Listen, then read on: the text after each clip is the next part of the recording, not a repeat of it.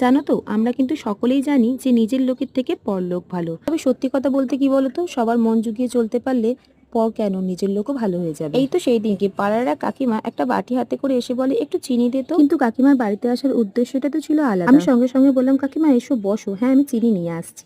যেই না চিনিটা হাতে করে নিয়ে আসলাম, অমনি জিজ্ঞাসা করে বসে, তোর ইউটিউবের চ্যানেলটা তো দেখছি বেশ ভালো গ্রো করছে, কত টাকা করে ইনকাম করিস? আমি অমনি বললাম, ও কাকিমা তুমি দেখো নাকি? কাকিমা বলে, হ্যাঁ দেখি তো, বেশ ভালোই তো ইনকাম হয় মনে হয় তোর, বলতো।